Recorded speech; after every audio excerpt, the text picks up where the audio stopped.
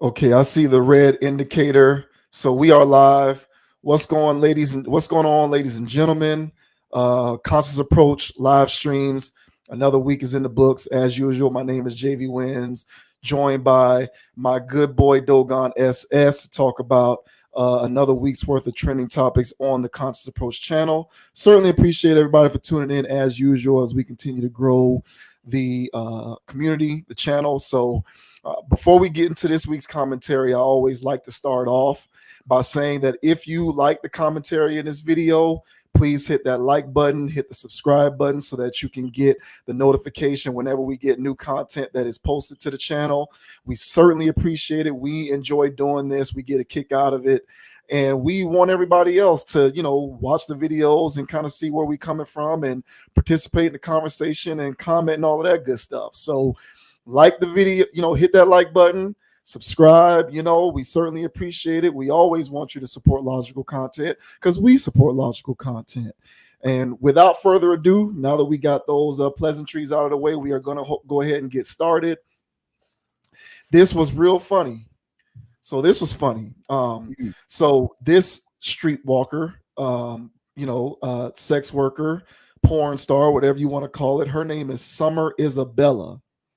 And there's a clip that went viral this week in which she was walking around the streets of, it appears to be California, asking guys whether they would date a porn star.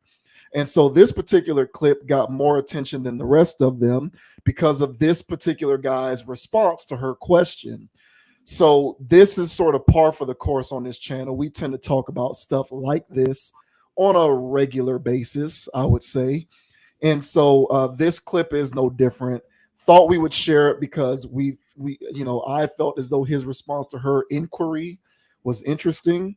And I think that it serves as a great example for what can happen if more men walk a principled life when it comes to how they approach women and all that kind of stuff.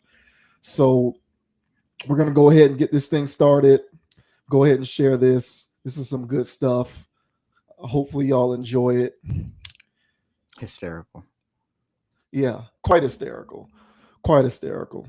So we are going to go ahead and react to this clip after we watch the whole thing. It's 60 seconds, so not too long, but very interesting stuff. So we'll go ahead and react to it once we finish listening to it or watching it. My girl's not going to take dick from anybody else but me.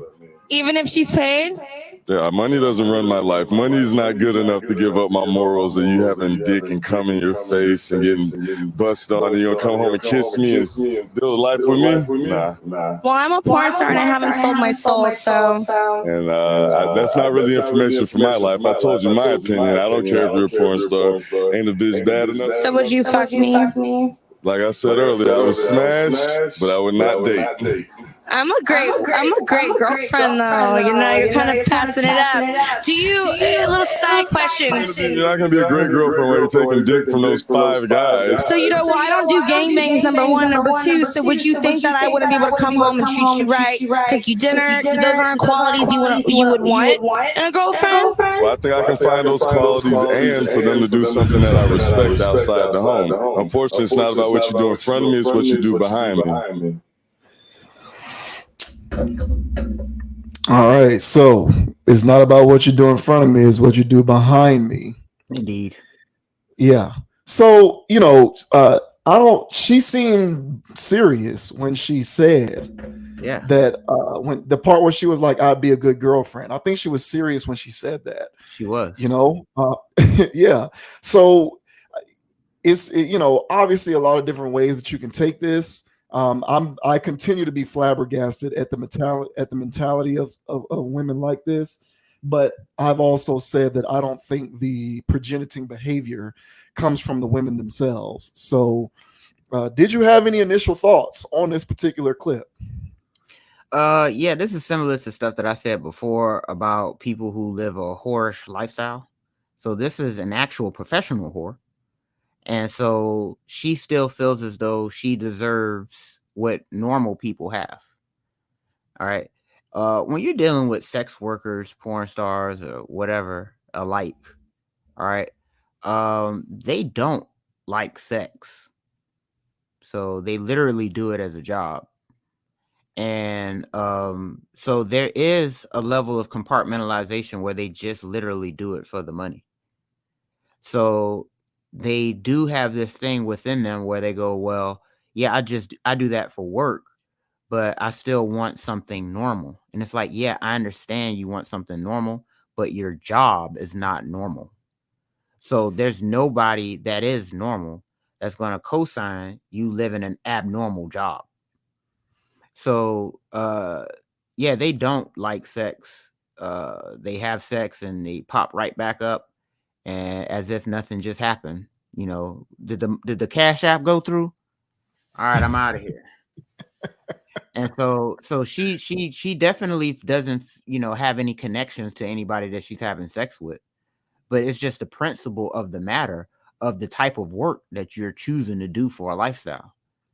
And so a sex worker can say, oh, well, well, it pays the bills or blah, blah, blah. They can say whatever they want. The point is that you're choosing to do a low vibrational occupation. And so your occupation is one of the lowest vibrational occupations you can really have out there. So, and when I say low vibrational, I mean that how much intellect does it take you to get your job done? Besides laying on your back and opening your legs. It doesn't require any level of skill. It doesn't require any level of dignity. So for them to be doing this over and over and over again, and then try to turn around and to try to have somebody with class, with dignity, it doesn't correlate. So this guy here said, oh, I'll smash, meaning I'll engage in low vibrational behavior, but that is something that I'll do on the side. That's not something that I plan on having in my house 24/7. So initial thoughts for sure. How do you feel about this, sir? Because I got to be honest with you. That shock on her face shocked me that she was shocked at his response. Yeah, it's the delusion. Yeah, there's so many, but see, that's the world that we live in today where we are trying to, I use the word circumvent a lot on this channel. This is another instance of that where you can see the way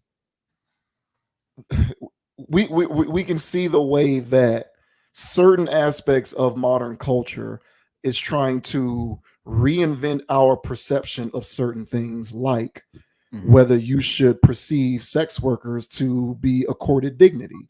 Now, dignity from the standpoint of functional relationships, marriage, and family, not dignity in terms of should they be accorded humanity, because of course they should be accorded humanity. I don't think anyone would disagree with that. Like, I don't think because you're a porn star that you should not be accorded basic human decency and humanity. But dignity from the standpoint that we are trying to reinvent these wheels and create this new world where escorts, porn stars, modern day sex, which I throw a lot of these Instagram models and people like that into that bucket as well. OnlyFans chicks, people who leverage their physical attractiveness for gains in life, which a lot of times that leverage physical attractiveness does boil down to a sexual exchange. It's evolved modern day prostitution. That's largely how I perceive it. And what we have is, because there's such an influx of individuals who are partaking in this kind of lifestyle because of the availability to get involved in it so easily, thanks to technology and social media and phones and all of that good stuff. Because there's such a large swath of people who are doing it, we're trying to create this new world, this new society, this new culture in which we are reinventing the wheel and trying to create in my opinion, false narrative that these individuals should be accorded the same kind of dignity that others who don't partake in that subset of American culture should be accorded. So that shock on her face when she just can't understand why a man would not want to be her boyfriend is a real thing, because she is ingratiated in this modern day mentality which is trying to pull a wool over all of our eyes and make us believe that porn stars should be given the same kind of dignity that a 4-year university major who graduated with a psychology degree who's working as a professor should get. And it's like, in the real world, that's just not going to happen. Like, you can continue to you can try to reinvent that wheel as much as possible. It's not going to happen. But a part of the reason why she's also shocked is because, in all likelihood, she's probably run into many men who do accord her their brand of dignity. And so she believes that all men, and a lot of women make this error in judgment in which they apply this one size fits all type of outlook on life when it comes to men. And so they see certain men behaving in certain ways towards them. And so they apply it to all men, and they say, well, all men are like this or should be doing this. And that's not necessarily the case. Just because you run into certain guys who themselves probably ascribe to certain questionable aspects of life, are willing to accord you dignity despite what you do for a living, it doesn't mean that all men are going to do that. And so I think it's important for women like this to understand that distinction. And you're not going to just run into every guy who's going to look at you as a self-respecting human being if you are having sex for a living on camera for millions of people to download and consume on a regular basis. There's a large percentage of men who do believe that something like that is a sacred thing that is to be conducted within the confines of a relationship. And if not a relationship, then at the very least within a private context. And guys who view life that way are reticent to apply the same standard of dignity to chicks like this that other questionable guys would apply. But she's used to dealing with questionable guys. And so, you know me, I believe in life being a balancing act. If you are a porn star, if you are a sex worker, but you still somehow intrinsically believe that you want to be a family woman, then you need to seek that with men who do the same thing that you do, because that's what's most compatible. It's what makes the most sense. So if you're running around here taking all of the dicks in the world because you're a porn star, but you still somehow believe that you are a family woman, then go ahead and get your relationship with a male porn star. That makes the most. Now, how functional is that going to be? That's for you to find out and for me to not care about. But nevertheless, that's your best bet. Walking around out here looking for corporate, professional, straight-laced guy to accept your way of life and want to be in a relationship with you is a pie in the sky notion. In no world does that make sense. But we're caught up in this societal trend of trying to make things that otherwise don't make sense. And this is one of those things that will never make sense. I don't care how hyper liberal we become. This is never going to make sense. So if you want to be in a relationship, but you choose to do porn, get with a male porn star. If you are an escort and you still want to have a family or a relationship, go ahead and get into a relationship and get into a common law marriage with a male escort. Get with a male prostitute. Hell, marry a pimp. Get into a polygamous or polyamorous relationship with a guy who does porn or a guy who runs an escort service. But it is entirely impractical for you to seek that out with men of the daytime. In no world does that make sense. So that was my initial reaction with that. And I, kind of just say kudos to the guy who lives a principled existence, because more men out here need to live principled existences. And so credit to him, credit to others like him. I give him the thumbs up for those responses. I just hope that he actually practices what he preaches when he's not giving those responses in front of a camera. I think he'll definitely smash, as he said, and I genuinely believe he wouldn't wife her. I would give this man the Gary Payton Award for Man of the Year, and he deserves a trophy for his soliloquy, because I couldn't have said it any better myself. And when I was growing up, man, and I had access to unsavory material when the internet came out, All right. I'm sitting here looking at these women and going, man, like, how do they find these women? Not because they look so good. Like, how do you find women who sign up to get done like this on camera? What's going on with this? And I in my back of my mind, I was like, there's gonna be a run out of stock on this. There's no way this can keep going. Like, these women that I'm seeing, there's no woman that's gonna be growing up watching this and saying that I'm gonna do this myself. Boy, was I wrong. And so once I started seeing that people started making their own stuff and uploading it to these platforms, and it wasn't revenge porn, these people willfully did it. And I was like, hey, what are y'all doing? Like, don't you go to work? Don't you have kids? What if your kids' friends see this? Like, what's going on? I was experiencing cognitive dissonance. And what is going on now is, well, it's become so normalized for the adults. Now, see, here's the problem. See, now they're not even thinking about the children that are getting impacted.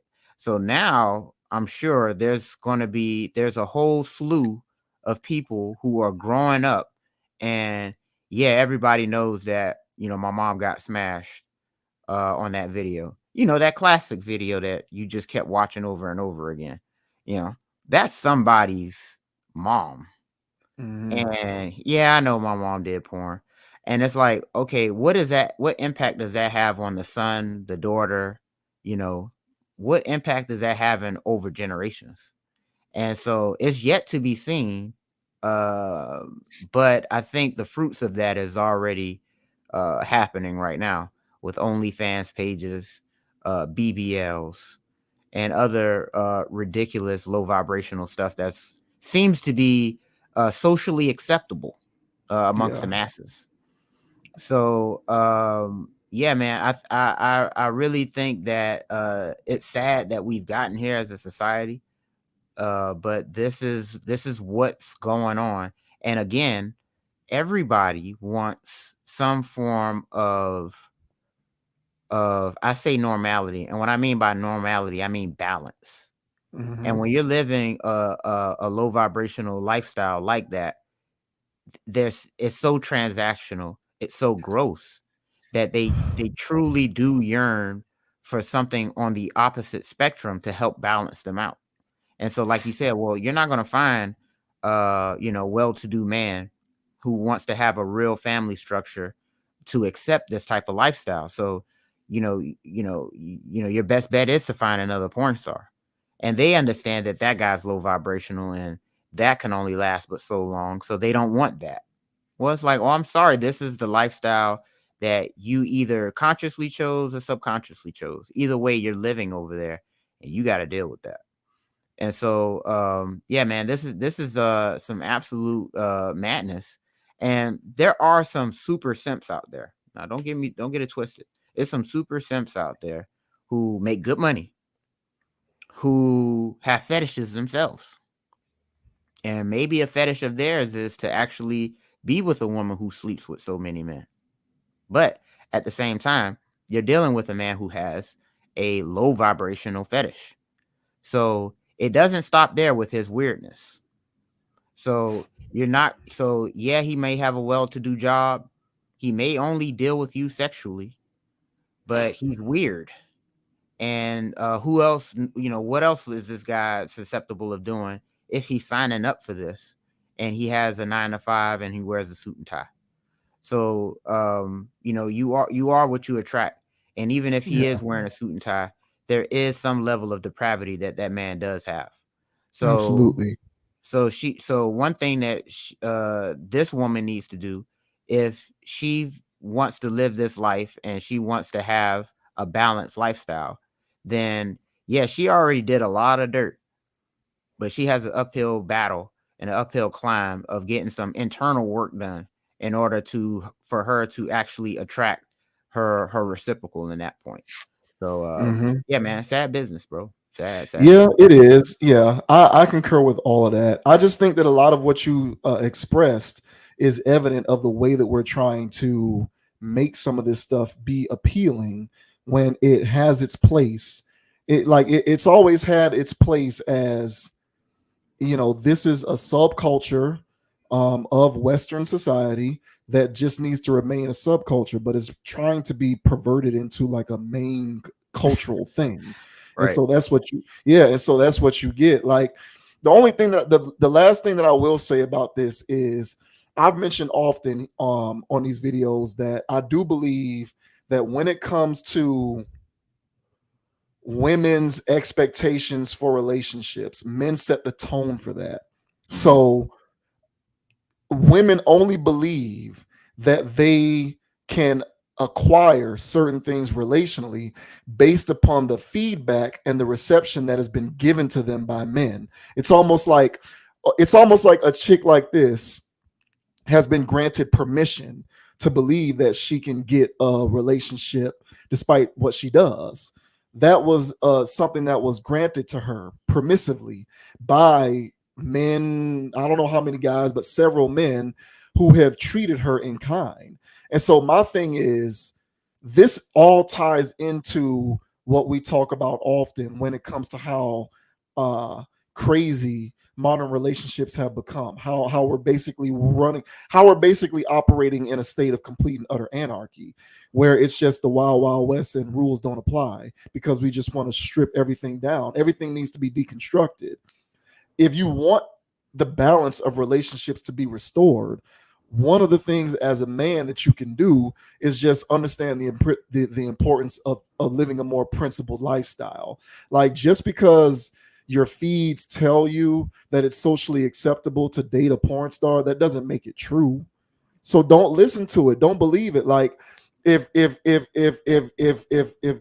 idea of dating a porn star is something that you're seriously considering, then you perhaps need to reevaluate your approach to women in relationships, because that depravity that you just spoke of, that might be a reason as to why you're thinking that.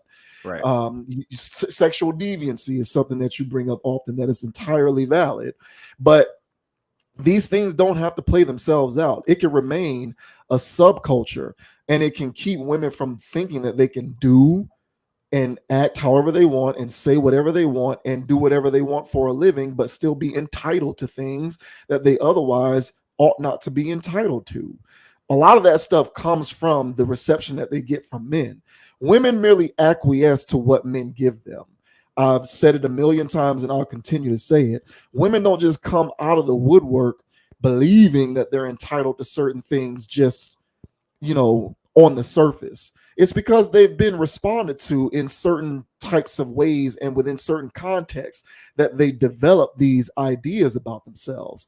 So in order to curtail that, there needs to be more guys like this gentleman who, have a certain place for women like this, but otherwise don't necessarily look at them in a particular light that would lend themselves to being respectable wives and mothers. And if there are not more guys who live by that code, and unfortunately, we're seeing a lot of guys who don't live by a code, which is, a conversation perhaps for a different day. But the more guys that we got running around here who just don't live by a code and would wife porn stars and industry slores, and you want to get in, you'll get into a relationship with a woman like Larsa Pippen, for example, who has a long drawn out history of just dating industry hip hop and athlete dudes. Like, you set us back 30 years getting into relationships with women like this. It is what it is. You owe these women nothing.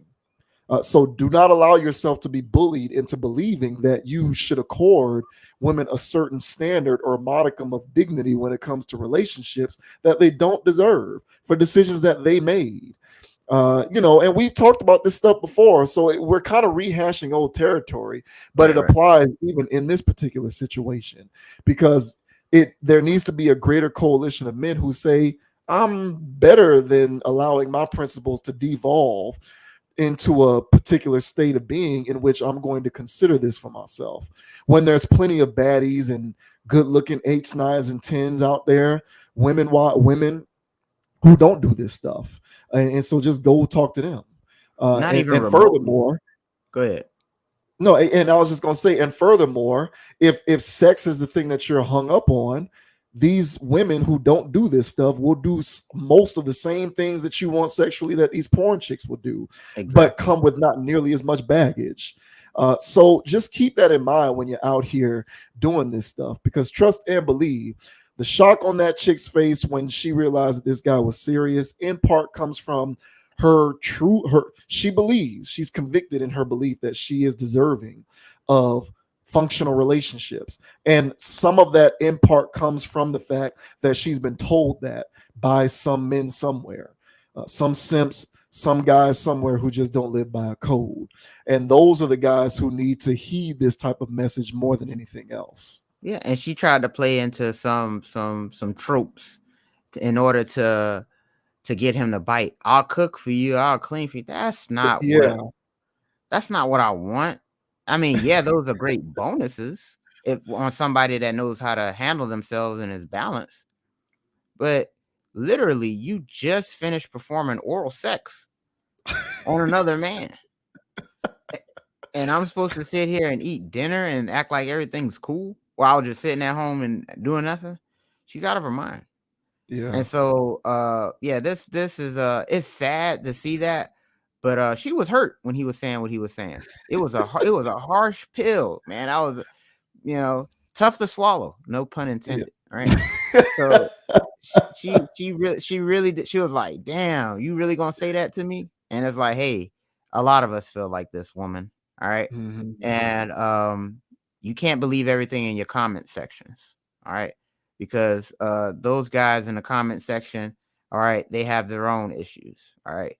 And, not to judge anybody that's watching this thing, man, because I watch stuff too.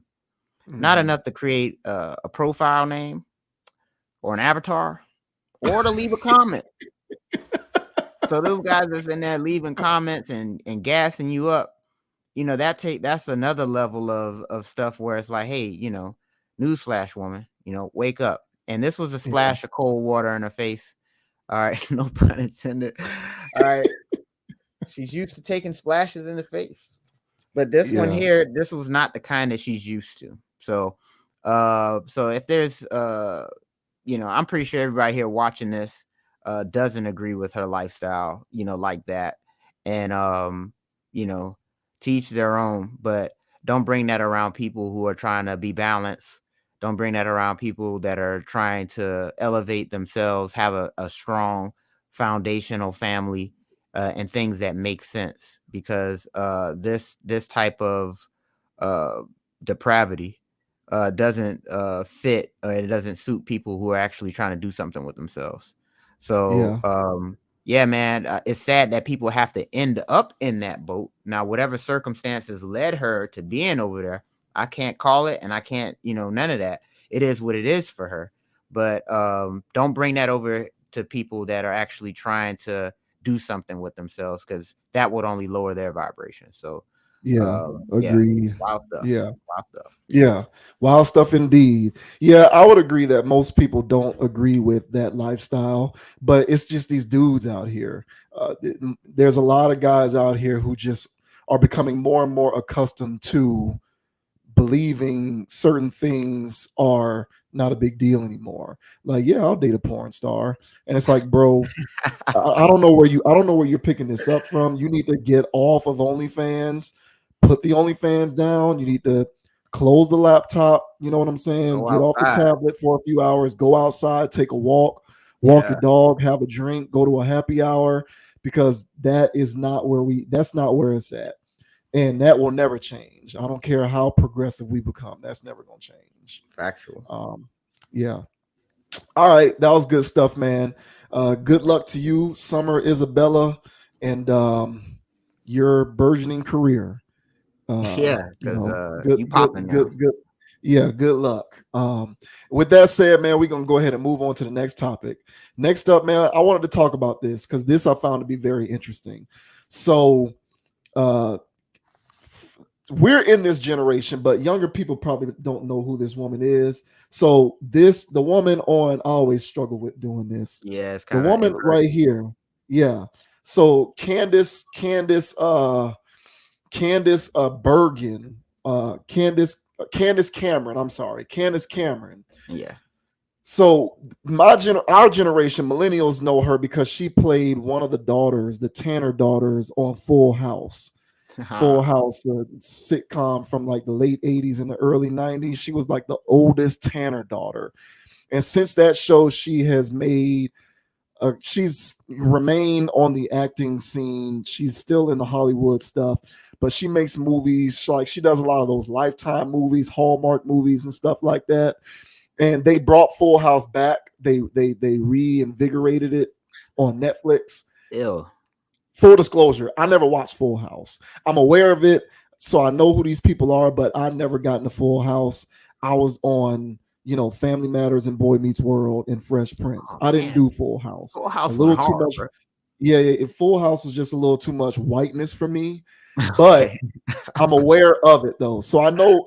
But just to get that out there. But that's the reason why this came across my radar, is because I know this woman's career arc. I'm aware of it, and now she does the Hallmark shows and Lifetime shows, very family oriented content. That's what her career amounts to.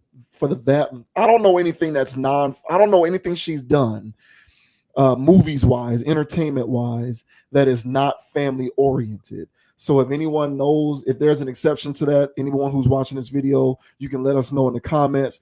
But as far as I know, Candace Cameron has not done anything non-family oriented, but she is trending right now because she made comments about a career move that she made, and she's being labeled as a bigot as a result of some of the comments that she made.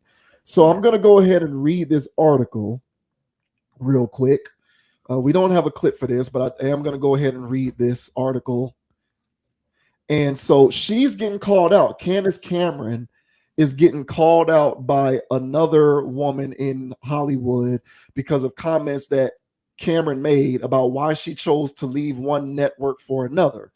So real quick, Candace Cameron Bure, I hope I'm pronouncing that correctly. Bure. Candace Cameron, we'll go with Bure. Candace Cameron Bure has ignited outrage after telling the Wall Street Journal that her new television home at Great American Family will not spotlight gay couples in leading roles. By the way, this article is from Variety. Bure, who left Hallmark Channel for Great American Family and is serving as its chief creative officer, said the network will, quote, keep traditional marriage at the core. Bure's comments drew scorn on social media from One Tree Hill alum and Lifetime favorite Hillary Burton Morgan, who slammed Bure as a, quote, bigot and called both her and the network disgusting. Quote, quote, bigot. I don't remember Jesus liking hypocrites like candy, Morgan wrote. But sure, make your money, honey. You ride that prejudice wave all the way to the bank. Bure told Wall Street Journal that she left Hallmark for Great American Family because she, quote, knew that people behind Great American Family were Christians that loved the Lord and wanted to promote faith programming and good family entertainment. Right. Great American Family founder is former Hallmark CEO Bill Abbott, who doubled down on Bure's claim that the network will not spotlight gay couples. Quote, it's certainly the year 2022, so we're aware of the trends, Abbott said, referring to LGBTQ-driven films. There's no whiteboard that says, quote, yes, this, or no, we'll never go there, or we'll never go here. Quote, now they're just openly admitting their bigotry, Hillary Burton Morgan responded. Quote, I called this shit out years ago when Abbott was at Hallmark. Glad they dumped him. Being LGBTQ isn't a trend. That guy and his network are disgusting. You too, Candy. There is nothing untraditional about same-sex couples. Abbott and Bure spoke with Variety in September about Great American Family and said that its primary focus at first will be Christmas and Christianity. Bure added, quote, I think we know the core audience and what they love is exactly how Bill originally built the Hallmark Channel. That was Christmas and those traditional holidays. So that's what the focus is going to be. You've got to start somewhere. You can't do everything at once, end quote. So that's pretty much the gist of it there. So this woman, Hillary Burton Morgan, is calling out Candace Cameron for being a bigot, for wanting to Right. be a part of creating programming that sort of reinforces traditional family values, which excludes gay marriages and gay couples. And so this is going on across the interwebs. It is trending, and people are mad because people love to get triggered. So I thought this was interesting because, hey, uh, when do we ever have more fun than discussing various aspects of cancel culture, right? Which is where this is headed. This is headed in that direction. So, did you have any initial thoughts on any aspect of this, whether it's, Burton's response or Candace Cameron's decision to do this and her line of thinking, her rationale? Did you have any ideas or thoughts on that at all? Um. I don't know if funny is a good word to use in such a situation. Because I might get canceled. Okay. But I was laughing when I was reading the whole article. Because why get so upset? And bigot is a strong word, man. It is. That is a It strong word. And is. you want to call her a bigot for taking a role? A role of just having a family? There's so many within TV shows. That's what I'm saying. The only thing she did was take a role to play in a traditional family. So in the midst of TV shows that have LGBT stuff going on in it, there's still traditional families going on in there. So for her to just air her out in particular and call her a bigot on top of it, I felt like that was a bit aggressive. All right.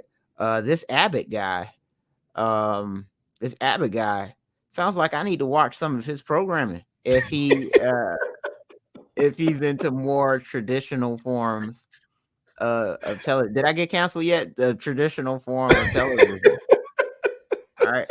So, but when we're dealing with television, and this is similar to the conversation that I had we was having last week. Mm-hmm. When we're dealing with television, we're dealing with the entertainment industry. Yeah. And we're dealing with a liberal agenda industry where they're trying to promote these types of lifestyles as traditional and as normal. All right. I can go down a rabbit hole of certain things that would, point out why these things aren't traditional. All right. But I would say that they are trying to push these things and they're very aggressive with it. And I feel like there's already enough television shows that already feature this. So why does it need to be every television program? And so with modern woke culture, I'm already in the cringes. All right. When I see the token black guy, the token Asian guy, all right, the token feminist, okay, the token emasculated white man, everything. I Yeah. mean, and there's a full cast of stereotypical modern woke culture stuff that I can't stomach. That's why I can barely watch movies, and so, hey man, because I don't watch TV, movies, and stuff like that anyway. But if I'm chilling with a chick or something like that, and she turns something on, I'll entertain things, or if family recommends something, I'll look at something. But hey, I got a short leash. And as soon as I start seeing some foolishness, I'm cutting it off. I'm cutting it off. And a lot of this stuff nowadays, it's like, I can't watch this. Well, why can't you watch it? Because of this, because of that. Just get to the movie, get to the plot. But they got to throw all this stuff in my face to appease all of these demographics. And it's just like, there is some type of whiteboard where they go, hey, demographic check. All right, we need this person, we need that person, we need that person. And then I'm tired of these casts that have all of these people in it, that to appease all of these people, so all of these people can, feel like they have some part in the movie, So I could go on, but those are initial reactions. How about yourself, sir? How do you feel about it? Bro, yeah, 100%. This stuff is so cringy. And the Burton woman, Right. she first of all, bigot is 100. That is heavy handed. That is a heavy Like, word. calm down. But see, she she's using that language because she knows she's going to get celebrated in troll world for saying that. Right. So there's no penalty for that.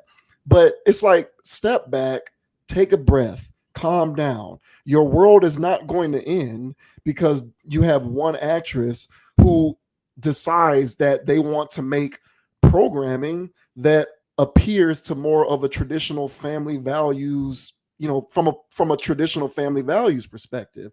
Like, relax, go on a vacation, have a drink with your husband, go take your kids to school, maybe, cook some dinner, plan a friends night. You can get all of your, affluent friends over there so that y'all can play Scrabble or whatever games you guys like to play. There's more things to life going on. Go walk your dog. She probably has a dog. She Go does. walk your dog. Go do that and calm down. Like, get off your soapbox. And another thing, like she said there's nothing non-traditional about same-sex couples. I'm willing to concede that. I'll concede that because there's been gay couples since the beginning of time. Right. Ancient civilizations, there's been all of that stuff going on. But Candace Cameron isn't challenging that notion. What Candace Cameron is saying is marriage and family. And I'm sorry, whether you like it or not, same-sex marriage is non-traditional. It's not. It is. That is something that has not been a traditional staple of human existence since we started this whole thing. Therefore, by default, it is non-traditional. So don't shoot the messenger. This is the way the world has always been. So, like, Candace Cameron is saying, this is the stuff that I care about because it's the way that I was raised and it appeals to my sensibilities. And I want to make programming like this. And really, the only mistake that she made was vocalizing it. Because, like, it's sad. Like, now, I don't like the fact that she can't just say this without incurring backlash. Mhm. But she said it when really she should have just gone about making the shows or whatever she's doing. People probably would have noticed it and they probably would have been slick about it in troll world. But would there have been a media firestorm if she hadn't have made the comments publicly like that? I'm guessing probably not. Or if it was, it might not have been to the degree that it has been because she made the comments. Who knows? I don't know. These days, I don't know anything for certain. I'm just kind of guessing at this point. But I feel like that's the only error in judgment that she made. But again, I can't even say that it's an error in judgment because she shouldn't be chastised for saying this is the type of programming that I want to make. Like, I brought this up a couple weeks ago, I think. It was whenever we did the Kanye video where Kanye talked about no one having less of a platform than straight white males. And I agree with him. I agree with most of the things that Kanye says, actually, because most of them are true. But he said straight white males don't have a platform. If they say something, it's racism, or it's or the patriarchy, or they hate women. It's misogynistic. Straight white males can't do anything anymore, or unless they have to watch what they say and do because it will be misconstrued to fit a particular type of narrative. And I said then that people should be able to express disagreeable points of view, but we've forgotten how to understand the line between what is disagreeable and reprehensible. At the most, what Candace Cameron said is disagreeable. Is it reprehensible? Of course not. She's not demonizing anyone or anything or any group of people. She's just saying these are the types of programming that appeal to my sensibilities, which, newsflash, ladies and gentlemen, not everybody has the same sensibilities. So if you are this LGBTQ X, Y, and Z advocate out here who thinks that every TV show and every movie needs to have a swath of gay people running all over the place, Understand that not everybody has those sensibilities like you. And if that individual expresses those sensibilities, it doesn't make them a bigot. It just makes them somebody who has sensibilities that aren't the same as yours. But we're dealing with this weirdo hyper liberal world where we're trying to push these agendas on the people. Like, and I said it before, it's become so one-sided that it's very cringy. If I went on national television right now and let's say that I went on a news show, and somebody was asking me about family stuff, family values, some of my opinions or some of my sensibilities. And they said, well, JV Wins, how do you envision raising your family? Which is a neutral question. So I'm going to give you my answer. And let's say that I would answer that question by saying, I look forward to raising a family where my children identify with the sex in which they were born. I prefer that if I raise a male, that male identifies as a man. And I prefer that if I have a female, that female identifies as a woman. And I'm going to socialize my children to continue to identify with the sex in which they were born. And I do not have a preference for my children having fluid sexuality or wanting to identify with whatever gender that they choose. That's not a preference for me and my family value structure. I would get destroyed for those comments. Like, I would get destroyed. I would get raked through the coals if I had endorsements. You sound like a bigot right now. You saying exactly? Like, if I had endorsements, I'd lose them. If I had a sneaker deal, I'd lose them. And those are my personal family values. Now, on the flip side, let's say that I was asked the same question on said news program, and I responded with, I look forward to having a marriage, and maybe it's a man, maybe it's a woman who's my spouse. And, I look forward to raising gender neutral children who identify sexually however they choose. If I said that, I'd get applauded. I'd be a hero. I'd be celebrated. And my thing is, why is one righteous and the other not? Like, we're dealing with opposite sides of the same coin. Not everybody has the same sensibilities when it comes to things like family values, but we have perverted the ideal of family values into something where one side of it is righteous and the other side of it is to be demonized. And this is what you see playing out in this particular situation. All this woman did was say, these are my family values, and I choose to provide programming that speaks to those. Why is that a problem? And why does that make her a bigot? It doesn't. It's like, what y'all want is like what you just said. What y'all want is for every TV show to have a gay person, a trans person, a black person that is preferably being victimized by racism, a weak, emasculated, straight white person, and a female who's running shit. So y'all want every TV show or every form of entertainment and programming to speak to that. And it's like, look, man, if that's what you want to do, have at it. But understand that there's room for everything. If you don't like other types of programming, just turn the station. It's not going to ruin your world. It's not going to stop you from breathing. And it's not going to prohibit you from doing whatever it is that you want to do. Okay. But yeah, woke culture is real. This woke stuff is a real thing. Ironically, woke people try to make wokeness seem like it's a term being weaponized by bigots. Like, that's what woke people like to do. They like to play that card where they're saying, oh, all of y'all who keep crying and complaining about wokeness, really, you're just trying to hide from your latent intolerance. No, like, no one's a bigot because they adhere to certain sensibilities that are opposed to yours.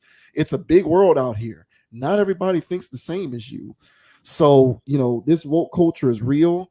I firmly anticipate that this woman, Candace, is going to apologize at some point in the near future. If she hasn't done so already, she probably did so within the last couple hours since I learned about this story. But I believe that that's coming down the pike. And she's now probably going to have to make a couple movies or TV shows, a year that feature a gay couple or a gay marriage or some crap like that, because this is what you get. That is going to be her comeuppance, right?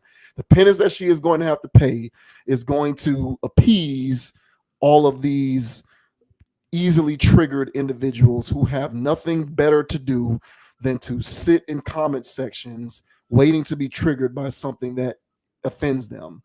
And so it's unfortunate. It's sad and it is cringy. I feel the same way that you feel whenever I watch this stuff, and I'm with you, bro. I don't even watch TV.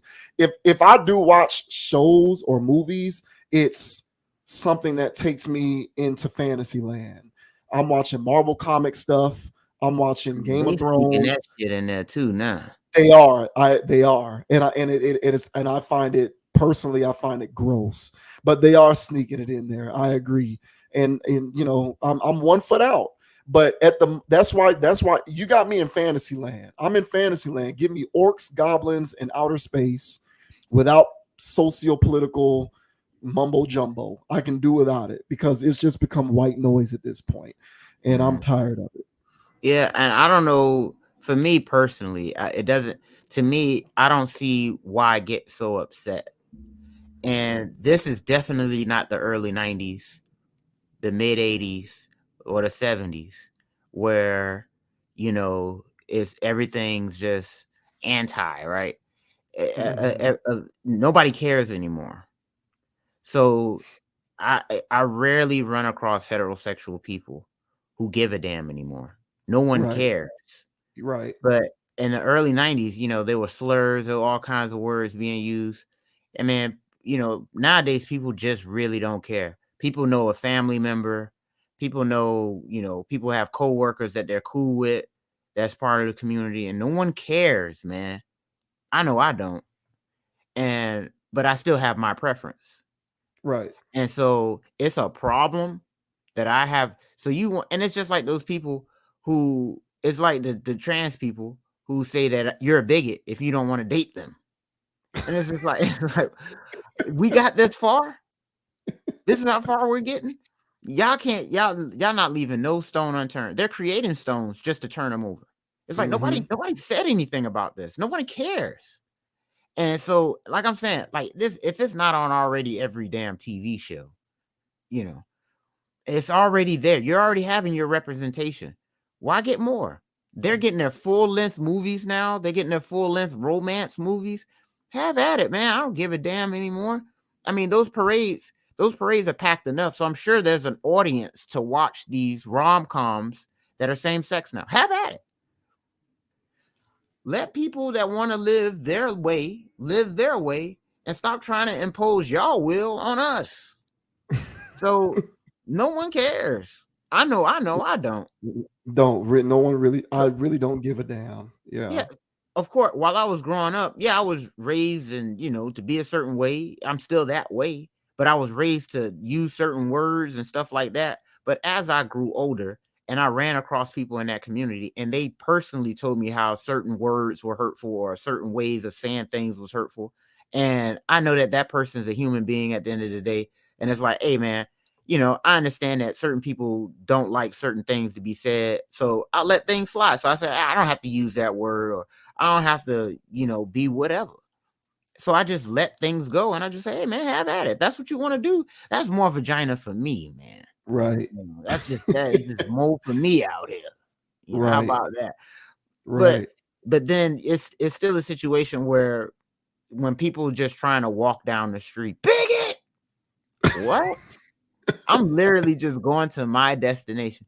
The only thing Full House Girl is doing is going to her destination, making her decisions the way she wants to. All right, she's not having an episode on her TV show where they're slurring or getting at them. She just wants to have a husband and children who identify as boy and girl, go to school, and marry with, the opposite sex. Right. Where's the crime? And so that's my thing with all of this stuff.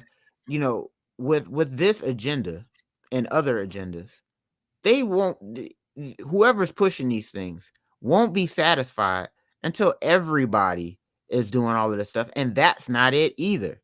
So if we gave you your side of the street and said you can have it, let us have ours, let us have it, and just leave us the hell alone. And so I would still argue that there's still more heterosexuality than there is homosexuality. And so for the people that just want to go ahead and live that way, let them live. But again, with these agendas, they will not be satisfied until they get into the minds of the youth who are growing up. And if you came out, like you said, if you came out and said that, yeah, my kids can be gender fluent, you know, they can be whatever they want. I'll inject them with hormones before they're old enough to vote. I'll inject them with hormones before they're old enough to decide they want to drink or smoke tobacco. Then you can, be Dwayne Wade and be vice president of basketball operations. Yes, I would be a hero. I'd be a hero. It's disturbing. I'd be a hero. Yeah, and then yeah, man, with this agenda, man, I'm not for it. I don't care for it. And I know people that are in that community who've seen enough. They say, hey, look, I get it. They're saying that. And I had to train LGBT sensitivity course for my last job that I had. And there were people of the community that would say things like, there's bigotry within the community. Yeah. There's hatred within the community. I was like, what you mean? And I had to show them certain slurs and stuff that's not cool to say and all this other stuff. And I said, I've never heard of this one. And they said, no, gay men use that towards trans people. And I'm like, what? Or trans men say this towards gay women or whatever. And I'm like, well, I didn't know that. I'm just reading off the list. But they were giving me the inside scoop of the bigotry that goes on within that community. So this is a thing where it's just like, hey, man, let people live. Nobody's out here calling you slurs. Nobody's out here burning you at the stake. People aren't gunning you down in the streets. We're letting you live. So let us have a damn TV show. One. You know what I'm saying? Yeah. And so, and to speak to the token stuff again, and this is a challenge. This is a challenge to all the viewers here. Go watch a movie that's came out this year, last year, or within the last 5 years, or one of the latest TV shows, and see if you don't see a token something in there floating around that really doesn't serve any purpose outside of being the token Asian, outside of being the token black guy who happens to be homosexual, or the token, or the white guy who's a knucklehead, and the woman who runs the show, and this is what's going on. So I challenge you guys. You guys are going to see one of those elements, and so that's all that's happening nowadays. They can have at it. That's why, I stopped watching TV before this, but whenever I do run across any form of these TV shows or what have you, yeah, it's replete. So go ahead, Full House girl. And I can't believe you didn't watch Full House, bro. Like, no, I didn't. I used to jam that, man. It was just I missed it. Yeah, I missed it. I had the whole Full House. Everybody watched the full line. At least I thought they did. No, yeah, I missed it. Yeah, I missed it. Full House missed me somehow. I caught Family Matters and Boy Meets World Step by Step. You watched Step by Step over Full House. I didn't make the conscious choice over it. It just missed me. It missed me. I don't know what to tell you. It missed me. It missed me. But yeah, this stuff is just more. This is just more goofy, weirdo, westernized hyperliberalism. 2022, man. Yeah, it sucks. Like, we've lost the ability to understand the difference between disagreeability and like actual reprehensible comments. And like, just because an individual says, I want to do stuff that is traditional family values, heterosexual relationships, sexually binary children and all of that good. Like that should not be met with an accusation of bigotry. Like in the world, there are still people who choose to live like that in their family structure. Why is that bigoted? It's crazy. It's crazy. Hey, But man, everybody got to live that way, man. Yeah, I hear that. It's wild business, man. Wild business. Well, like I said, I believe that she's going to end up apologizing at some I hope point. not. I hope not, but you know how this House stuff girl? goes. No way. I'm speculating. I'm sort of. No, I hear what you're saying. No, I hear what you're saying, because I wouldn't be surprised if an apology came, and that I agree with, because you get forced into submission by this stuff. That's what I'm saying. What I'm saying, she's gonna bend the knee. I'm not saying it's gonna be because she's just gonna do it because she genuinely feels she was wrong, because she's not. I just know, she's gonna have to bend the knee in some kind of way to appease these lunatics. Social media troll world, man. It's a mother. The world is run on the internet. I tell you. Hey, I'm a bigot. Hey, I'm a bigot. I can't. For real. I guess you can lump me in there too.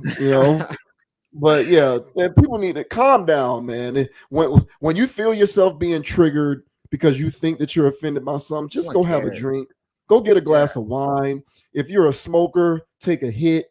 Do whatever you got to do to take the edge off. It's not that serious. No one's coming for you. They really aren't.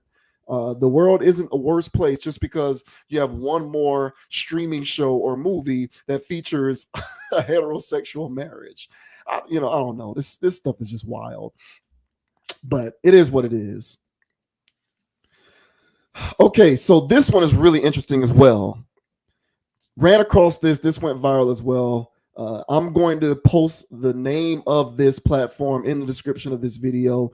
These two content creators were commenting on, I guess we can say, why they have experienced a lack of success with trying to date Black women. Excuse me. And they attributed to them being clean-cut guys and not adhering to, they use the term.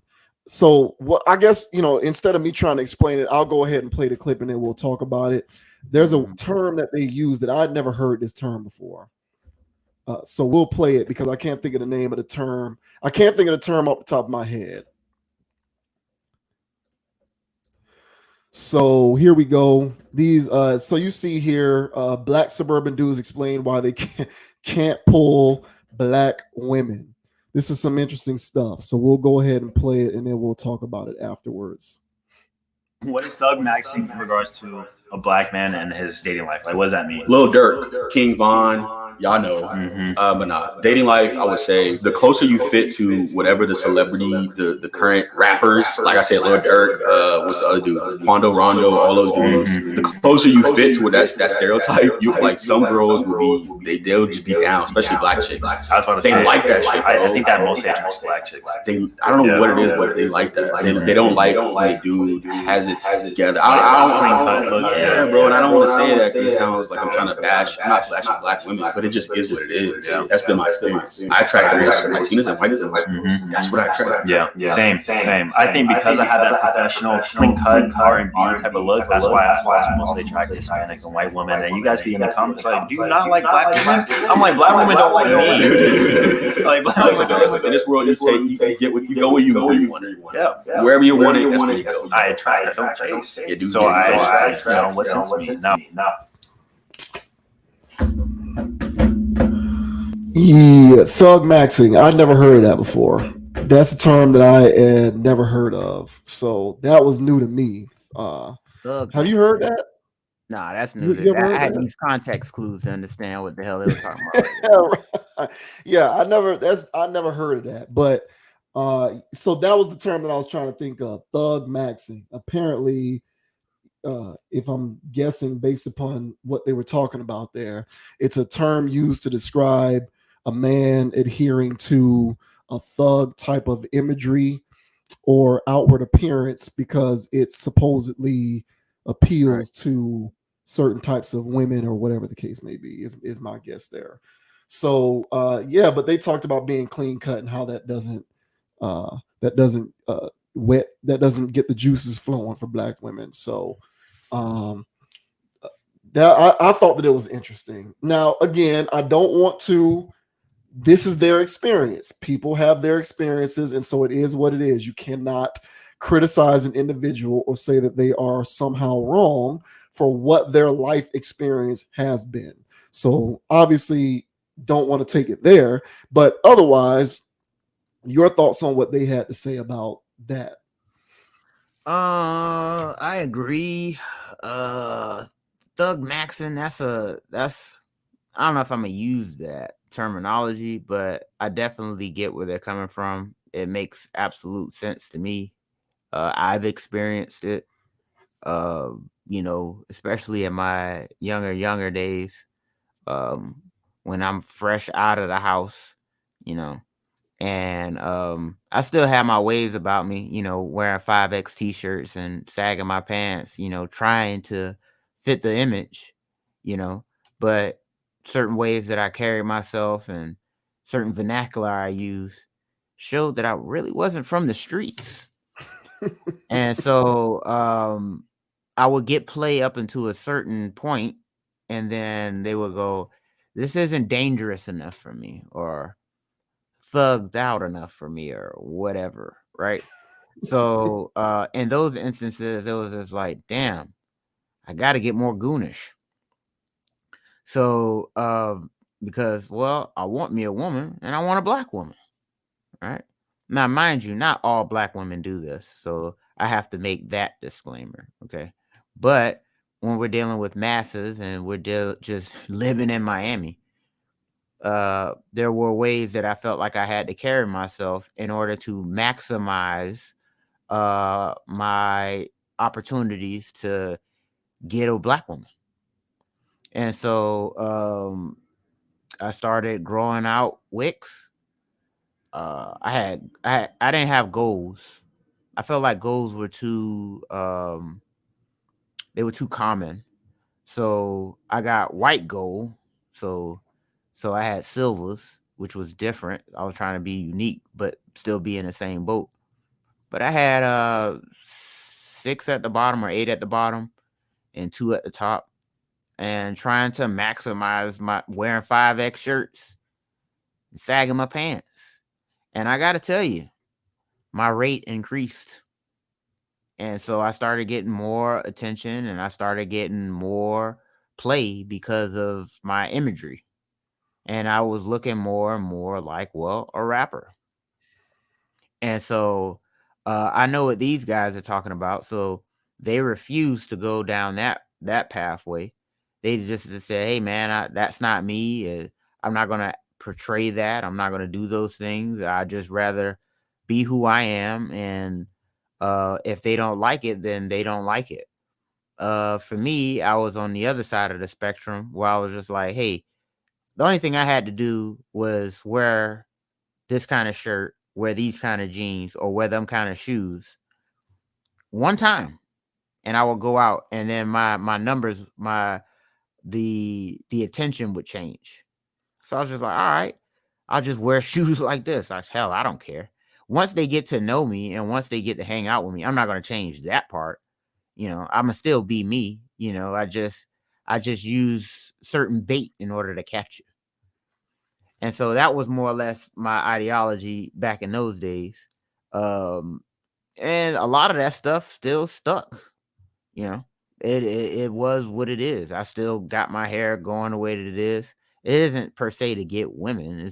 It just became what it was. But initially, oh yeah, it was because that's what everybody else was doing in the industry. So I had braids were cool. Because when I was in school, I had to compete with the B2Ks and the Bow Wows and the Little Romeos. I'm showing my age here. But I had to compete with that type of imagery. So I was going out with that imagery so I could get that attention of whatever was going on at the time. Then when I got out of school, it was, hey man, locks became the thing. So I just got locked up and I just started doing that. And eventually, I like how they looked on me, and I just kept rocking and rolling with it and just having fun with my hair. But it still gets the attention from whatever. Once they come around me and they hear me talk, and I'm using words and I'm not mumbling, and I do all these other things, they run again still. The ones that came looking for the thug maxing. So these guys aren't wrong. It is a thing. It is a dynamic that occurs. More or less now, I've gotten to the pocket of being a lot more comfortable with who I am. So no more sagging my pants, no more whatevers. I speak how I speak. It is what it is. And yeah. But by the way, Dogon SS. Well, hey, I rap. So if you go to my channel, right, that's where my songs are at, right? So part of my appearance is, well, it was what you typically would see from kind of like a rapper, but at the same time, I'm not like the typical rapper. And it's because if I came out and I was out here and I was, whatever type of things, it wouldn't catch people's attention. So a lot of the tattoos and stuff that I had, I started getting them when my rap persona had to be a thing. I no longer rap like that. I could still make a song or whatever, but it's still not a thing where that's my career anymore. So a lot of my aesthetics that I developed in order to catch attention for rap reasons, cultural reasons. Yeah, it has a lot of the aesthetics of the thug maxing these guys talked about. If you look at my siblings, all right, you look at my cousins and stuff like that, I'm the only person that looks like this. All right. So yeah, a lot of it is me. A lot of it was adopted from trying to portray a certain type of image because of what the streets was saying was cool. So I wasn't going to go all the way to the other side. So I adopted certain things that I thought was okay enough to rock. And I said, yeah, that's cool to me. So I'll rock that and do that. But I'm not going to go all the way to the extreme. So no, there's validity to what these guys are saying. I lived it personally. My life is a testimony of experiencing this because I exclusively date Black women. And yeah, but as I got older, of course, I don't feel the need to be like how I was when I was like 20, 21, where I really felt like I had to be Lil Wayne or whoever was popping at the time. But what about you, sir? How do you feel about all of this stuff? Yeah, I don't think that they're wrong, but I also think that it requires context. So I did it for a while too. There was like a 4 or 5 year window. I would say from junior year high school all the way through probably all the way through senior year college. So what are we talking here? Probably from like ages 16 to 24. So like there's a good 8-year period where I was conforming, specifically for the purposes of trying to appeal to women. So all of my motivations for my outward appearance, the way that I dressed, the shoes that I wore, if I wore jewelry, the way that I got my hair cut, pretty much my primary motivation behind all those decisions was to try to appeal to women. And during this time in my life, I as well primarily was trying to appeal to Black women. So I perceived some of these things to be how best to position myself to appeal to women. And since the majority of the women who I was trying to appeal to at the time were Black, because that was where I wanted to be, that was what motivated my decision making when it came to stuff like that. Eventually, I grew out of it because I just realized, first of all, every time that I did it, I experienced cognitive dissonance because I knew that it wasn't actually who I was. So whenever I wore the 36 waist Jabot jeans and the 2X and the 2X shirts, now don't get me wrong, 11th, junior year, senior year, I was fly. So, Yeah. I had a job, I was busting tables, I was making money. All I was doing was spending it on clothes and shoes. So I had every pair of Jordans that came out during this period of time. I was buying a new outfit a week. Whenever we went on them I class remember trips, that. yeah, whenever we went on them class trips, and it was like the thing about a class trip was having your class trip outfit. Yeah. Like I was into all of that stuff. And my all of my motivation for why I was acquiescing to that was to try to get girls because of how I dress and how I look. Now, if you want to call that thug maxing, I guess you can, because white guys weren't dressing that way. That was a particular type of style and dress that was specifically contingent, that was specifically tailored to urban forms of dressing, which was mostly black people. So, I didn't do any of the goals or anything in my mouth. I don't have any tattoos, but my clothes, my shoes, my haircut, my jewelry, all of that was, how can I maximize my space within this hip hop ecosystem so that I can try to appeal to women.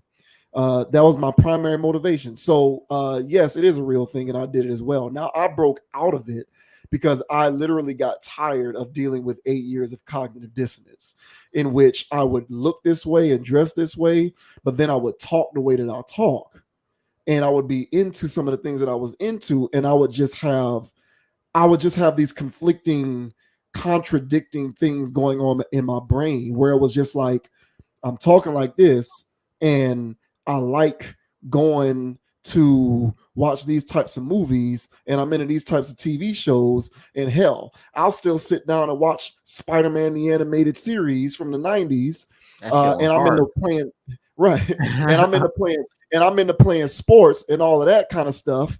But at the same time, I'm putting on these clothes and I'm talking like this whenever I go to try and meet girls at a club. It was too much dissonance for me, and I couldn't take it. It was causing my brain to overload. So eventually I just let it go, and I learned how to be more comfortable in my own skin. But there was a period of time in which I was doing this. And so thug maxing, as they describe it, I've never heard of this term.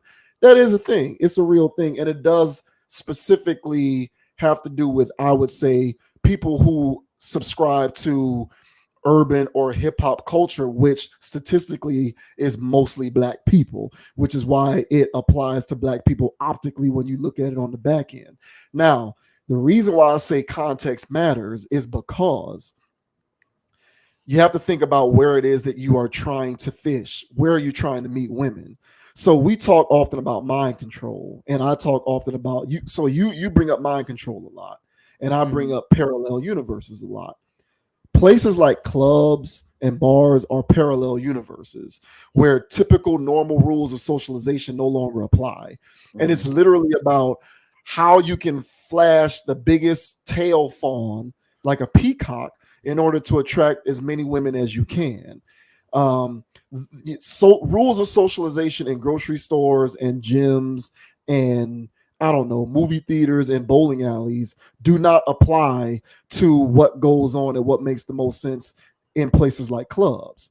So to guys like this, and I'm speculating here because I did this, I was trying to take rules of socialization that exist outside of places like clubs and bringing them into the club. And I was further confusing the situation because I was trying to socially adhere to the rules and norms of places like that, but trying to sort of fit these weird square pegs in the round holes where I'm trying to do normal social things in this very antisocial environment. And none of it ever made sense. So I feel like if you are a clean-cut black guy who feels like they have to thug max in order to meet black women, it probably signifies your attempts to meet black women in places where not thug maxing isn't going to work for you. So like if you're trying to meet women in places like clubs, you're going to have to be someone you're not in thug max. And oftentimes women see through that, and so they're not going to really give you any attention because they see that you're trying to be something that you're not. So the context always matters. You can get the attention of black women. It just has to be in more neutral social settings when your personality and your achievements speak for you, and you're not flashing a big tail fawn by wearing weirdo clothes and weirdo jewelry and putting weirdo stuff in your mouth so that you can try and meet women in these parallel multiverses like clubs and bars. And that was what I learned. So like while I can attest that there's some merit to what they're saying, I also would have to ask them, like, okay, well, where are you exactly trying to meet these black women? Because I've met plenty of black women who were interested in me, and these women were attractive. I just didn't meet them in places where I had to thug max in order to meet black women, period. So that's pretty much what it boils down to. I think environment and context matters. Now, that's not to say that everything that they're saying is completely devoid of merit, because a lot of what they're saying is true, and I can speak to that as well. I became more comfortable with dating outside of my race as I got older because I realized that in certain contexts and environments, me being who I am naturally attracted women who weren't part of my community. Now, I didn't speculate as to why that was taking place. I just went with it. Dude there on the right, he said, I think I don't know whether he said men or just people in general, but I do believe that people have a natural propensity to gravitate towards where they are wanted. So I didn't ask questions. I just realized, hey, I'm getting off over here. So let me just go there because I'm seeing success. And I think it's natural. I think it's natural for everybody to go to where they are seeing success. And so I started to realize, hey, I'm attracting non-black women in these neutral environments, and I'm not doing anything. I'm just being JV Wins. I'm not thug maxing, and I don't have to consider thug maxing. I'm just being JV Wins. However, I will also say that in those same socially neutral environments, it wasn't just non-black women. It was black women too. Because at the end of the day, women are women. So if you're on your square, as you like to say, and you're being who you're supposed to be and you're living your purpose and you're doing your thing, black, white, Latino, Asian, whatever the case may be, so long as they're not hung up on the idea of dating black men or being with you or whatever the case may be, you're going to attract what you attract. So it's all about the environment and the context is my general point. And I'm not saying that they're totally right, but I'm also not saying that they're totally wrong. I think that there's a happy middle ground where what they're saying is both true, but also requires further context because the environment does matter.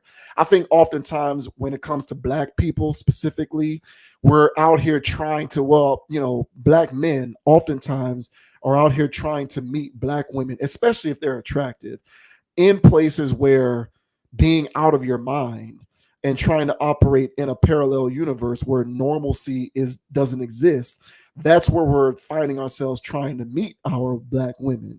And oftentimes, unfortunately, thug maxing is the only way that you can appeal to women in those environments because that's just the social construction of those places lend themselves to that form of behavior and that type of conformity.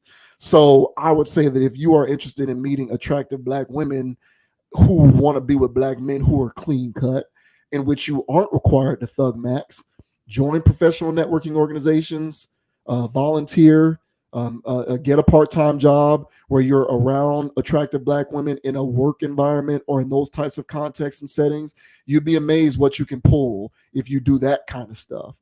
But yeah, if you're out here just trying to meet chicks at bars, clubs, lounges, hell, even the gym, as the great Kevin Samuels used to say before he passed, COVID-19 created a new meat market in the gym where now people, go to the gym and they're trying to run game and socialize and meet women, and women are trying to appeal to men using the same social rules that apply in clubs. So even clubs now are no longer safe. So, if you do some of these alternative things, I think guys like this will see some of their results shift.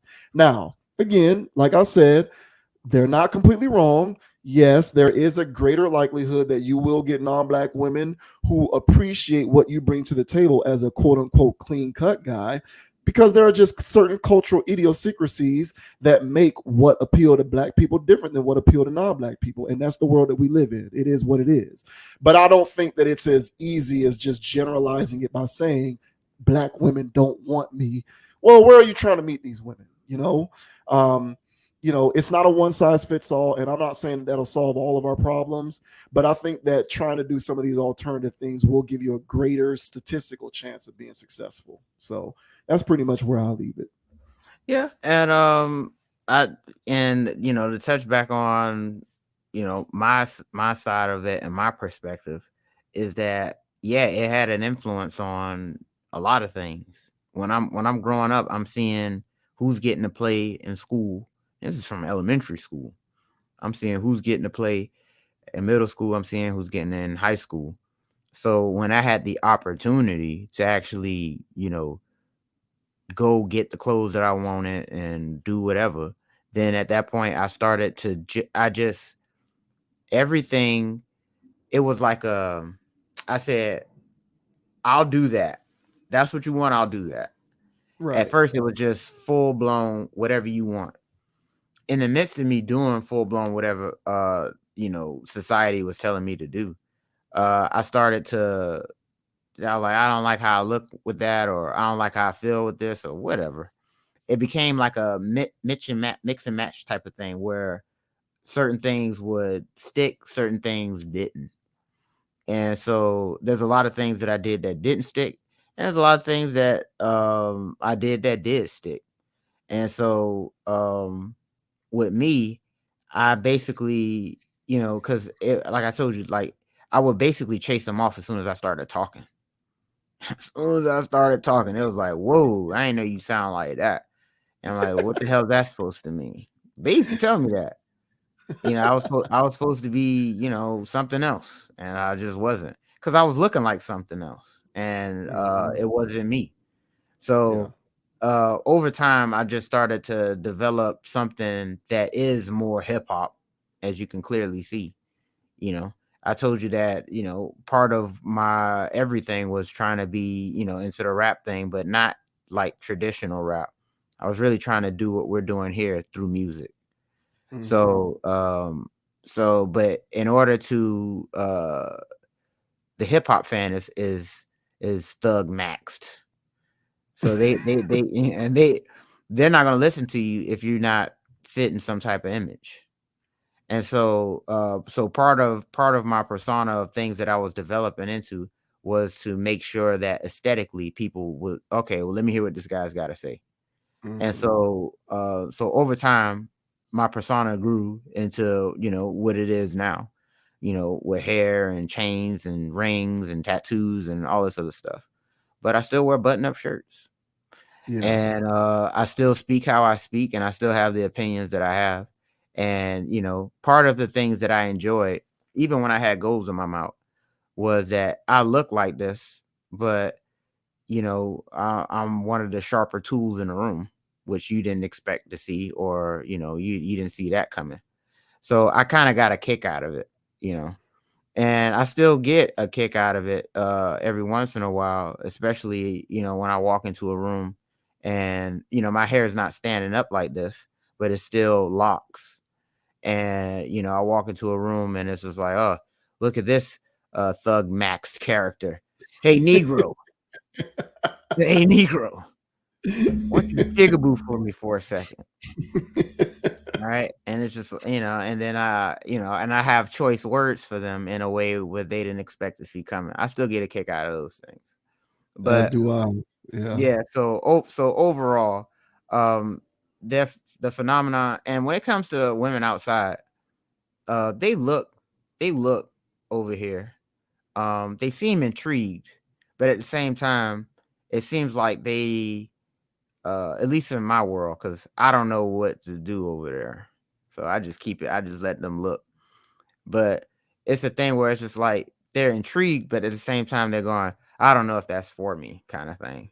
And it's just like, I look and I go, and I be intrigued sometimes, but I still go like, yeah, I don't know if that's for me, you know.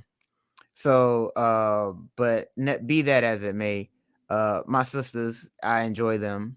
You know, it can be a handful at times, but I realize that how I carry myself, and especially how I shot my shot initially, tells me the character that I'm going to be dealing with for the long run when I'm talking to them.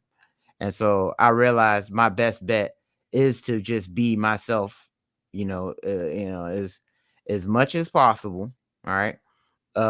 Throughout the entire duration. So when I'm talking to them, when I first meet them, our first conversations, our first date, our first everything. So that way there is no misconceptions about who I am and who I'm going to be when the lights are off. You know, not with sex, but when we're at the house chilling. You know. Right. And so Yeah. when I decide to actually relax and be who I am authentically 100%, that was the same guy you met the first day I talked to you. And so if that doesn't wet your whistle, then we wouldn't have gotten this far. So I just realized that just me, myself, personality wise, I do bring myself, whatever it may be. And if they run for the hills because I don't sell drugs, well, that's their loss, not mine. Exactly. And Exactly. so, but yeah, I haven't really experienced this with any other group of women. Any other group of women, if they did hear me talk, they weren't like running for the hills. It was a situation where I told you, like, they'll look and be like, oh, I probably scare him. It's like, maybe he does sell drugs, or maybe, I don't know what they're saying Yeah, in you their never head. can tell. You never Yeah, can so I tell. don't, but I think I chase. It's like, but it's still a thing where, yeah, man, this is a phenomenon that I've witnessed as a young man since I was in elementary school. And so to tie all this in, I've seen this since elementary school, and I was only interested in black women.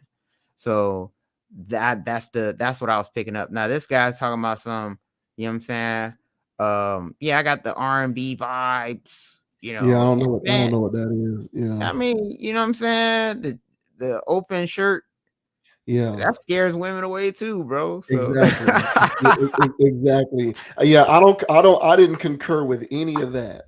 I didn't concur with any of that. It's like, bro, you look feminine. but that's what Uh but listen, hold on. But that's what he's talking about. That's what he's saying that black women say to him. But other women don't say that. I don't think that's what he's saying. No. Well, so hear me out. I don't think that's what he's saying. I think that is what women believe. That he's But soft. I don't. But I think he thinks that it's his clean cutness. I think he believes that. No, seriously. So I think that he believes that what's keeping him from being more successful with black women is that he is just clean cut. I think that's what he believes. But I think women might look at him and maybe be like, you might be a little too effeminate.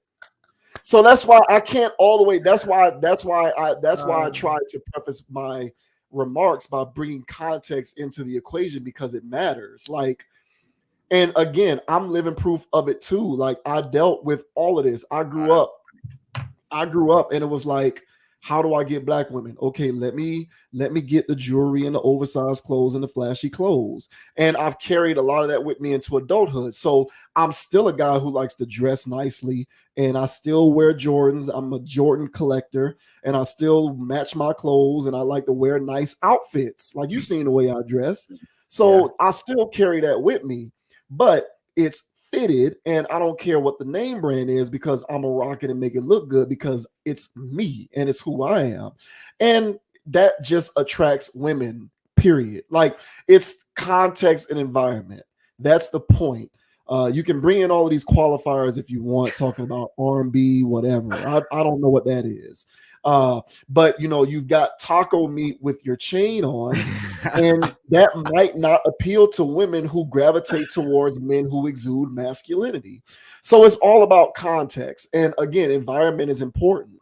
I learned that the way that my personality is set up, I am more successful meeting women in socially neutral places. So I had to learn the importance of social diversification because when I was in high school and college, I was trying to get all my rocks off at parties and clubs. That's not necessarily tailor made for my personality. So I had to socially diversify myself and learn how to be comfortable meeting women in more neutral settings with the lights on and without blaring music. That's what I learned is successful to me. And it's not only non-black women who inhabit those spaces. All types of women inhabit those spaces. So I kind of get an inkling that both of these guys might be in need of a bit of social diversification, in my opinion. But like I said, at the same time, I can say that while also say that there's some merit to what they're saying, because culturally, thug maxing does apply. You do have a large percentage of black women who look for a certain type of aesthetic appeal, and if you don't fit that mold, they'll disregard you. Hey man, the world is what it is. Like I said, I give practical advice. I tell guys all the time, you know when my numbers went up big time, bro? I got a part-time job where I worked around a larger percentage of women. So if being more successful with women is something that you care about, that's a piece of practical advice that you may want to pay attention to. Maybe you want to go get you a part-time job somewhere, working about 2 or 3 days a week, preferably in the service industry, where you are around a lot of attractive single women who are working jobs. I guarantee you a decent amount of those women will be black, and I guarantee you will be successful with at least a decent amount of those black women. So it's all about where you are and what it is that you're trying to do and what you want to accomplish. But yeah, if you go on an NBA All-Star weekend or strip clubs or rapper concerts or nightclubs, if that's where you're trying to meet women and you're getting that feedback, well, it's no wonder. Look at the environment that you're in. So, you know, that's pretty much how I look at it. I think context and environment matters. I don't know these guys, and part of them speaks to me because I do have personal experience with it.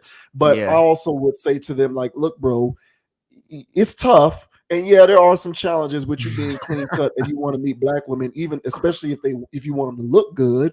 But I also think that you would give yourself a better chance if you socially diversified yourself. And I get I get the impression that they don't really work on that aspect of their social circle or their social life as well as they probably could be. Yeah, and that was the first thing I said. But the part that resonated with me was the fact that I was raised to be, you know, a well put together young man that was polite and well mannered, knows how to treat a woman, knows how to treat elderly people, you know, and knows how to treat, you know, my brothers in the street when I see them. And so when everything on TV, everything on songs and stuff like that was basically the opposite. Whenever I would go out into the world and try to interact with other people, I was, you know, I was the black sheep, you know. Yeah. And so I did things in order to so I wouldn't be such an outcast. And so and that's all the stuff, the aesthetics and stuff that I explained. But my core, who I am and stuff like that, none of those things changed. It was a lot of aesthetic changes that I did make in order to, you know, heighten my opportunities. But in the midst of the heightening, found a lot of cool stuff in between. So I was like, yeah, I'm sticking with this because I like this. So I don't care what function it is, I'm going to dress like this. And I could be overdressed, I could be underdressed. I'm comfortable. And so that's basically how I treat everything now. And so, but yeah, man, taco meat, R&B vibes, whatever the hell he's talking about, you know, I can't attest to that, but for sure, I feel like these are two extremes talking about each other. And so, you know, he's talking about the thug maxing, and this guy is R&B maxed. You know, yeah, that's he's metro maxed. Yeah.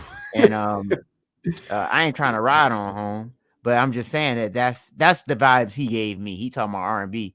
I said, boy, you know what I'm saying? You on that side. He looks like one of those guys that if I was at a club or something like that and I saw a guy like that, I'd be like, he ain't getting no girls. He looks like one of those guys. Yeah, I just think he needs to just button up one more of those buttons, and um, just try to meet women in the daylight. We talk about that a lot. And look, I'm not a perfect person, so even Yeah. now, despite how much I know, I still work on those same things to this day, and I'm still trying to perfect my craft. But it takes a certain level of awareness and understanding of what's going on, and maybe that is a level of awareness or conscientiousness that perhaps guys like this have not quite aspired to yet. Yeah. And So so, it is what it is. I get what they're saying. I just don't think that they're painting the whole picture. There's more to it. And I'd have to sit down with them and be like, okay, where are you meeting these girls at, bro? Or at least where are you trying? Because that matters. And you get what you get as a result, and you need to change your input. If you don't change your input, the output's going to continue to be the same. So yeah. And you can't continue to complain about the women. Like, what is your input? Just change the input. And changing the input isn't changing who you are as a human being. Because wearing clothes that you don't feel comfortable wearing, talking right. in manners in which you don't feel comfortable talking, Right. that's not the right kind of input. Right. That's the wrong kind of input. Right. There's nothing to this day that can tell me that being who you are and being yourself is the bad formula. It's just about putting in the right inputs. So, interesting Yeah. topic. I get what they're saying, but there's, it's a nuanced conversation. Absolutely. Yeah. All right. Well, good luck to those guys, man. Go and get you a part-time job, man. You guys are clean cut, so I'm assuming you earn salaries. I'm guessing. Join a networking organization. Go to your working happy hour. There's plenty of good-looking black women in those spaces, so that'll change your outcome. I love my black women as well. I embrace, as long as you are cute and in shape, you can come my way all day, every day. That's what I say. I apply that same standard across the board. That's just me. Yeah. And But fellas, button up your shirts. Nobody yeah, wants to see that. for real. Button up your Yeah. shirt. Yeah. Put one more of those buttons in there, man. It's weird. That's weirdo Button up your stuff. shirts. But yeah, we'll go ahead and end it on that note, man. This is a great stream tonight, man. Great topics, great conversation. Another week, another Conscious Approach stream in the books. Can't wait to chop these videos up to publish them on the channel. As always, I like to say, if you appreciate the commentary on this channel, if you like this video, if you like any of these segments, subscribe to the channel, like the video. If you're watching this video on the Meta page, like the video, share the video, like the page, follow the page. We certainly appreciate your support and logical content, man. So go ahead and hit that like button. Go ahead and hit that subscribe button. You can find Conscious Approach on the website, consciousapproach.com, as well as on Instagram at ConApproach, CONAPPROACH.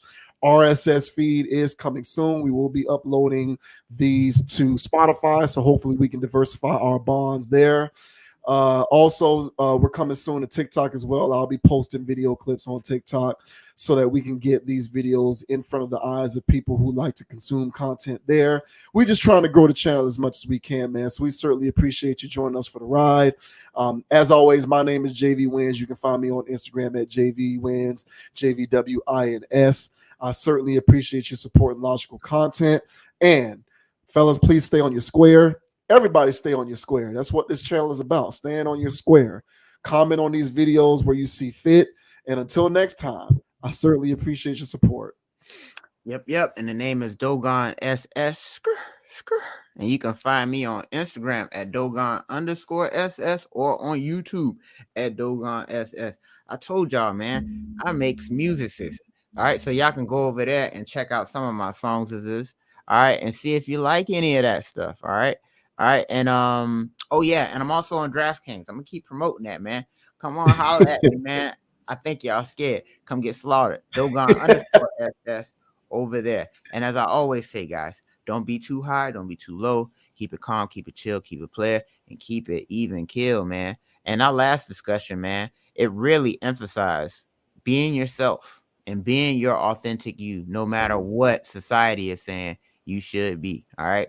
I know the opposite sex is a strong, influential force. All right. But don't let them get you out of pocket, and don't let them get you off of your pivot. So remain who you are. Keep it calm, keep it chill, and keep it play. Until next time, guys. All right. But make sure you guys hit that like and subscribe, like JV Wins already said. And we're out until the next time, guys. Yeah. Until the next video. We're going to see you guys next time. We out.